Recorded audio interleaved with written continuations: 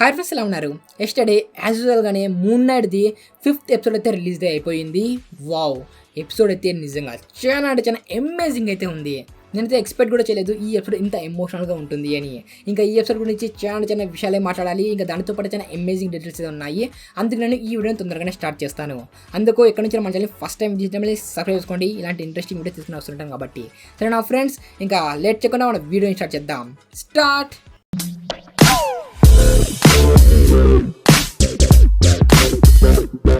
ఈ episode start అవుతుంది. Last episode ఎక్కడైతే ఎండ్ అయిందో అక్కడ నుండి, ఆ హిపోపస్ నుండి.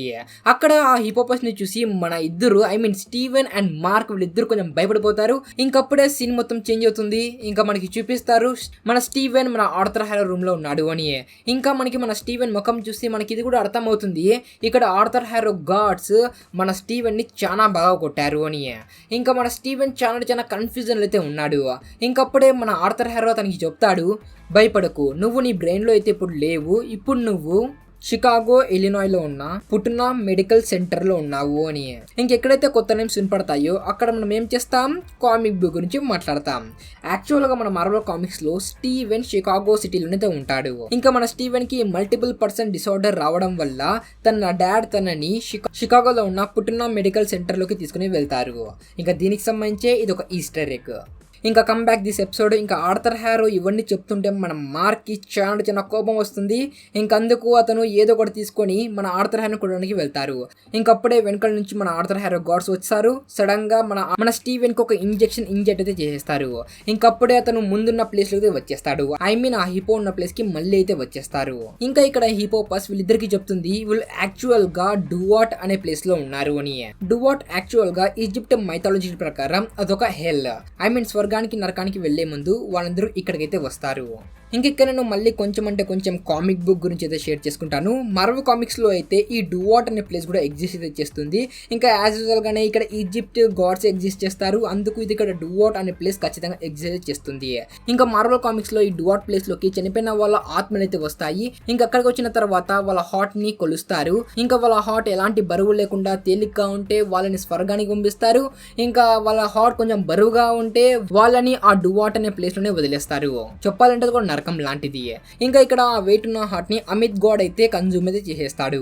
ఇంకా ఈ కన్వర్జేషన్ లోనే హిపోపస్ హ్యాసిస్టెంట్ నేమ్ కూడా చెప్తుంది. యాక్చువల్ గా ఈ place black panther souls rest చేసే ప్లేస్ ఇది. సేమ్ ఇలాగే వేరే డైమెన్షన్స్ లో వేరే ఆత్మలకి వేరే రకంగా ప్లేసెస్ ఉంటాయి రెస్ట్ చేయడానికి అని ఈ విషయం అయితే చెప్తుంది. ఇక్కడ మార్వెల్ వాళ్ళు ముందు నుంచి మార్వెల్ సినిమాటిక్ యూనివర్స్ అయితే కనెక్ట్ చేయలేదు, కానీ ఈ షోని సోల్స్, రెస్ట్ అండ్ ప్లేసెస్, ఇంకా మంత్రాలు దాంతో అయితే కనెక్ట్ అయితే చేశారు. ఇదైతే చాలా అమేజింగ్ అయితే ఉంది. ఇక్కడ మన హిపోపస్ ఇదంతా చెప్పిన తర్వాత మన మార్క్ ఇది మొత్తం నమ్మడు. అప్పుడే అతను ఒక డోర్ అయితే ఓపెన్ అయితే చేస్తాడు. అతను చూస్తాడు వాళ్ళు ఇప్పుడు ఒక బోట్ లో ఉన్నారు అని. ఆ బోట్ ఇప్పుడు ఒక ఎడారిలో ప్రయాణం చేస్తుంది అని. ఈజిప్ట్ మైథాలజీలో ఒకటే కాకుండా ప్రతి మైథాలజీలో చాలా ఇంకా ఇలానే అంటుంటారు, సోల్ ని జడ్జ్ చేయడానికి సోల్ ని బోర్డ్ ద్వారా ప్రయాణం చేపిస్తారు అని. అలాంటి ప్రయాణాన్ని మన తెలుగు మూవీస్ లో కూడా మనం చూసాం. ఇక్కడ మన హిపోపస్ వీళ్ళిద్దరి హార్ట్ ని తీసుకొని వాళ్ళ వెయిట్ మిషన్ అయితే పెడుతుంది. ఆమె ఆ వెయిట్ మిషన్ ని చూసి వాళ్ళకి ఈ విషయం అయితే చెప్తుంది, ఇది బ్యాలెన్స్ కావటం లేదు, ఈ రెండు బ్యాలెన్స్ అయితేనే మీరు హెవెన్ లోకి వెళ్ళగలరు, లేకపోతే లేదు అని చెప్తుంది. కానీ మన స్టీవెన్కి మన మార్క్ గురించి ఏం విషయాలు తెలియదు కాబట్టి అవి బ్యాలెన్స్ అనేవి కావటం లేదు. మన స్టీవెన్కి మన మార్క్ గురించి ఏం విషయాలు తెలియదు. మొత్తం తన లైఫ్లో ఏం జరిగింది, ఏం కథ, వీళ్ళిద్దరి మధ్యలో చాలా అన్సాల్వ్ మిస్టరీస్ అయితే ఉన్నాయి. దానికోసం ఈ రెండు హార్ట్స్ అయితే బ్యాలెన్స్ అయితే కావటం లేదు. అందుకు వాళ్ళ మెమోరీస్ని చూసి ఇది మొత్తం షార్ట్ అవుట్ చేసుకోవడానికి మళ్ళీ వెళ్తారు. అక్కడ వెళ్ళిన తర్వాత మన స్టీవెన్ ఒక డోర్ అయితే ఓపెన్ అయితే చేస్తాడు. ఆ డోర్ ఓపెన్ చేయగానే తనకి చాలా డెడ్ బాడీస్ అయితే కనపడతాయి. అక్కడ ఉన్న ప్రతి డెడ్ బాడీని మన స్టీవెన్ అయితే గుర్తుతే పడతాడు. ఎందుకంటే మన స్టీవెనే వీళ్ళందరినీ చంపాడు కాబట్టి. అదెందుకోసమని మన స్టీవెన్ అడిగితే మన మార్క్ చెప్తాడు, వీళ్ళందరూ చాలా పాపాలు చేశారు అని. దీని తర్వాత మనకి ఫైనల్లీ స్టీవెన్ ది ఒక ఒరిజినల్ స్టోరీని అయితే మనకి చూపిస్తారు. ఎలా తనలోకి మల్టిపుల్ పర్సనల్ డిసార్డర్ వచ్చింది, ఏం కథ మొత్తం మనకి చూపిస్తారు. ఆ స్టోరీ స్టార్ట్ అవుతుంది వాళ్ళ చిన్నప్పటి నుండి. ఇక్కడ మనకి ఇది కూడా తెలుస్తుంది, మన స్టీవెన్ కి మన మార్క్ కి తన ఒక బ్రదర్ కూడా ఉన్నాడు అని. ఇక్కడ మనం సరిగ్గా గమనిస్తే ఇక్కడ స్టీవెన్ తన డ్రాయింగ్ లో ఒక ఫిష్ డ్రాయింగ్ అయితే వేస్తున్నాడు. దానికి కూడా ఒక రెక్క మాత్రమే ఉంది. మీరు గమనించినట్టయితే ఫస్ట్ ఎపిసోడ్ లో తన దగ్గర ఉన్న ఫిష్ కూడా ఒక రెక్క మాత్రమే ఉంది. దానికి సంబంధించిన ఈస్టర్ ఎగ్ ఇది. ఇంకా దీని తర్వాత వీళ్ళిద్దరు బ్రదర్స్ ఆడుకోవడానికి బయటకి వెళ్తారు. ఇంకా అప్పుడు స్టీవెన్ ఒక కేవ్ లోకి తనని తీసుకుని వెళ్తాడు. ఇంకా అప్పుడే అక్కడికి చాలా అంటే చాలా వరద అయితే వచ్చేస్తుంది. అందులో మన స్టీవెన్ బ్రదర్ చనిపోతాడు. ఇంకా అందుకు స్టీవెన్ మామ్ చాలా అంటే చాలా బాధపడుతుంది. ఇంకా ఈ బ్లేమ్ మొత్తం మన స్టీవెన్ మీద అయితే వేస్తుంది. ఇంకా తనకి నరకం చూపడం స్టార్ట్ చేస్తుంది. ఇంకా ఆ బాధ తట్టుకోలేక తనలో తాను ఒక మరో పర్సనాలిటీ క్రియేట్ అయితే చేసుకుంటాడు. ఇంకా అదే స్టీవెన్. యాక్చువల్గా చెప్పాలంటే రియల్ లైఫ్ లో కూడా ఇలానే జరుగుతుంది. చిన్నప్పుడు ఏ పిల్లడైతే చాలా బాధపడతాడో తను ఆ బాధని మర్చిపోవడానికి తనలోని తాను ఒక పర్సనాలిటీని అయితే డెవలప్ అయితే చేసుకుంటాడు. ఇంకా దీనినే మల్టిపుల్ పర్సన్ డిసార్డర్ అయితే అంటారు. ఇంకా ఇది చిన్నప్పుడు మాత్రమే వస్తుంది, పెద్దలు అయిపోయిన తర్వాత రాదు. ఇంకా ఈ సీన్ లో కొన్ని ఇంట్రెస్టింగ్ థింగ్స్ అయితే ఉన్నాయి. అదేమిటంటే ఇక్కడ స్టీవెన్ అంటాడు ట్రావెలర్స్ నైట్ ని కాపాడతాము అని. అంటే నైట్ లో ఎవరైతే ట్రావెల్ చేస్తారో వాళ్ళని కాపాడతారు, జస్ట్ వాళ్ళని మాత్రమే కాపాడతారు. ఎందుకంటే మార్నింగ్ టైమ్స్ అయితే మన మూన్ నైట్ అయితే రాడు కాబట్టి. అందుకు నైట్ టైమ్స్ ఎవరైతే ట్రావెల్ చేస్తారో వాళ్ళని కాపాడతాడు. అందుకు కామిక్ బుక్ లో ఒకసారి ఏమైందంటే వాళ్ళు వెంపైర్స్ కూడా ఫైట్ అయితే చేశారు. ఇంకా మనందరికీ తెలుసు మార్వల్ లో వెంపైర్స్ కూడా ఎంటర్ కాబోతున్నారు అని. కాబట్టి బహుశా మూన్ నైట్ వర్సెస్ వెంపైర్స్ చూడడానికి దొరుకుతుందా, చూద్దాం మరి. ఇంకా ఇక్కడ మరో ఇంట్రెస్టింగ్ విషయం ఏమిటంటే మార్వల్ కామిక్ లో మూన్ నైట్ ఒక బ్రదర్ కూడా ఉన్నాడు. ఆ బ్రదర్ యాక్చువల్ గా ఒక సూపర్ హీరో. ఆ super hero name shadow night. కానీ ఈ షోలో మనకి క్లియర్ గా చూపించారు తన బ్రదర్ చనిపోయాడు అని. కాబట్టి బహుశా మనకి ఆ క్యారెక్టర్ మార్వల్ సినిమాటిక్ యూనివర్స్ చూడడానికి దొరకపోవచ్చు. కానీ మార్వల్ వాళ్ళకి తిక్క వస్తే వాళ్ళు ఏ క్యారెక్టర్ ఈజీగా ఎంటర్ చేసేస్తారు. ఎందుకంటే మల్టీవర్స్ చేతిలో ఉంది కాబట్టి. నిజంగా ఇక్కడ పిల్లల్ని బాధపడడం, ఇంకా డిసార్డర్ రావడం, దీని వెనకాల చాలా R-rated అయినా చూపించవచ్చు. కానీ ఇక్కడ మా డిజ్నీ వాళ్ళు PG-13 ఉండి చాలా అంటే చాలా మంచి కంటెంట్ అయితే డెలివరీ అయితే చేశారు. కానీ మొన్న స్టోరీ కామిక్ బుక్ లో ఎలాగైతే జరిగిందో ఎగ్జాక్ట్ గా సేమ్ అలాగే ఈ షోలో జరిగింది. అది మనకి నెక్స్ట్ సీన్ లో మనకి క్లియర్ గా అర్థమైపోతుంది. అక్కడ మనకి బుష్ మ్యాన్ నేమ్ కనపడుతుంది. ఇంకా దానితో పాటే చాలా రీసెర్చర్స్ కనపడతారు. ఇంకా దానితో పాటే కాంజుక్ గార్డ్ కూడా కనపడతాడు. ఇంకా అది same to same comic book నుండి ఇక్కడ తీసుకున్నారు. ఇంకా ఇక్కడ ఎవరైనా కన్ఫ్యూజ్ అవుతుంటే ఈ సీన్ చూసి వాళ్ళు తప్పకుండా వెళ్ళి నా ఒరిజినల్ వీడియోని తప్పకుండా చెక్అౌట్ చేయండి. అక్కడ నేను క్లియర్ గా ఎక్స్ప్లెయిన్ చేశాను ఈ సీన్ గురించి. మొత్తం సేమ్ టు సేమ్ గా అయితే జరిగింది. కానీ ఇక్కడ నేను మీకోసం మరోసారి చిన్నగా ఎక్స్ప్లెయిన్ అయితే చేసేస్తాను. యాక్చువల్ గా మన మార్క్ ఒక రౌడ్ అయితే అయ్యి ఉంటాడు. ఇంకా అతను ఒక బుష్ మ్యాన్ అనే అతను కలిసి ఒక ఈజిప్ట్ లో నిధిని వెతకడానికి అయితే వెళ్తారు కొంతమంది ఆర్కియాలజిస్ట్ తో. అక్కడికి వెళ్ళిన తర్వాత మన బుష్ మ్యాన్ కి నిధి దొరికిన తర్వాత అక్కడ ఉన్న వాళ్ళందరినీ చంపేస్తాడు. ఇంకా మన స్టీవెన్ వాళ్ళందరినీ పారిపోయేటైతే చేస్తాడు. కానీ ఏం చేద్దాం, వాళ్ళందరినీ చంపేస్తాడు. ఇంకా మన స్టీవెన్ ని కూడా చాలా బాగా కొట్టి అతను ప్రాణాలు పోయే పరిస్థితుల్లో వదిలేసి వెళ్ళిపోతారు. ఇంకా అప్పుడే కాంజుగాడ్ వస్తాడు. ఇంకా అప్పుడు తనకి 2 ఆప్షన్స్ ఇస్తాడు. నువ్వు బతకాలనుకుంటే నాతో పాటు రా, లేకపోతే లేదు అని చెప్పి. అప్పుడే మన స్టీవెన్ సరే నేను బతుకుతాను అని చెప్పి తన వెంటైతే వెళ్ళిపోతాడు. ఇంక ఇక్కడ సేమ్ యాజ్ టీజ్ మనకి చూడడానికి దొరికింది. ఇంక ఇక్కడ ఒక రకంగా చెప్పాలి అంటే మన స్టీవెన్ మూన్ నైట్ లాగా మారడానికి పెద్ద కారణం బుష్ మ్యాన్. కానీ అతను బుష్ మ్యాన్ ని చంపలేకపోతాడు మార్వెల్ కామిక్స్ లో.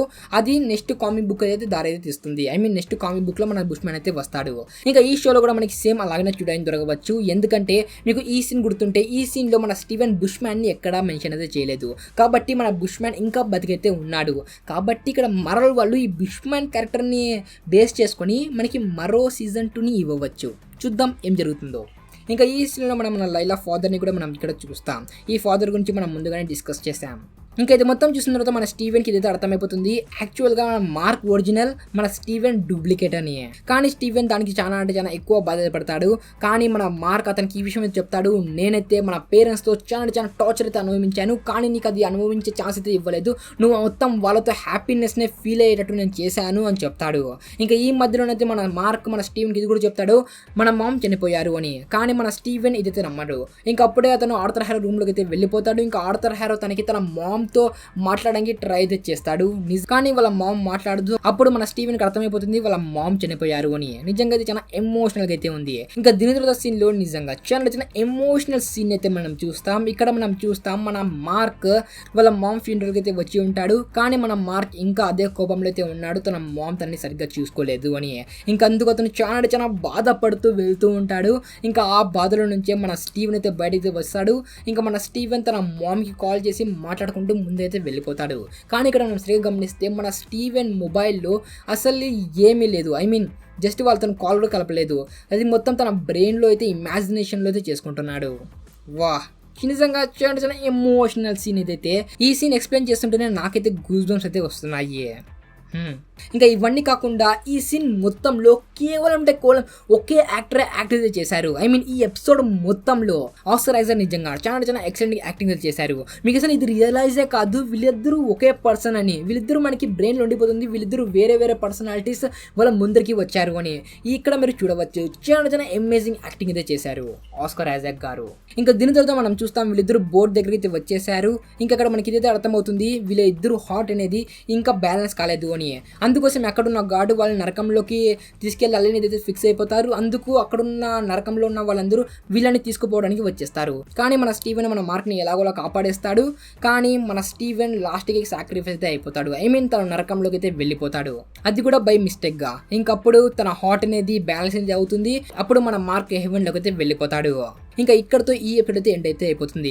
నిజంగా ఈ ఎపిసోడ్లో చాలా ఎమోషనల్ థింగ్స్ అయితే ఉన్నాయి. ఇంకా దానితో పాటు చాలా ఇంట్రెస్టింగ్ క్వశ్చన్స్ అయితే ఉన్నాయి. ఇక్కడ మన స్టీవెన్ నరకంలోకి వెళ్ళిపోయాడు కాబట్టి మన స్టీవెన్ తిరిగి రాడా? ఇది కాకుండా మన మార్క్లో మరో పర్సనాలిటీ కూడా ఎగ్జిస్ట్ చేస్తుంది, జాక్ లాక్లీది. అతనైతే ఇక్కడైతే కనపడ్డాడు మనకి థర్డ్ ఎపిసోడ్లో, కానీ ఇక్కడ మనకి చూపించలేదు. అతను ఉన్నట్ట లేనట్ట ఇది కూడా మనకి సరిగ్గా అయితే అర్థమైతే కాలేదు. ఇంకా దీనికి సంబంధించిన ఆన్సర్స్ మనకి నెక్స్ట్ ఎపిసోడ్లో చూడడానికి దొరకవచ్చు, ఐ మీన్ దొరుకుతుంది. ఇంకా చూద్దాం ఏం జరుగుతుందో. నిజంగా ఈ ఎపిసోడ్ చూసిన తర్వాత నాకైతే వాండావిజన్ 8th ఎపిసోడ్ అయితే గుర్తుకొచ్చింది. ఎందుకంటే అందులో కూడా ఇలాంటి ఇంట్రెస్టింగ్ క్వశ్చన్స్ చాలా ఇంట్రెస్టింగ్ క్వశ్చన్స్ అయితే క్రియేట్ అయితే అయ్యాయి. కానీ అవి కూడా సగం పూర్తి అయ్యాయి.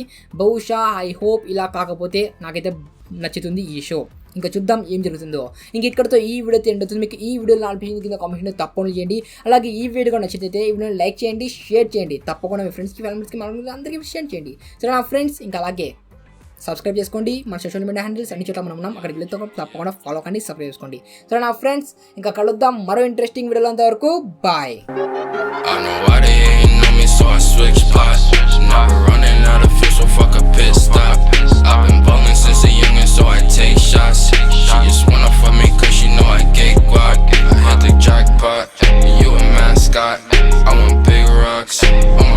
Watch.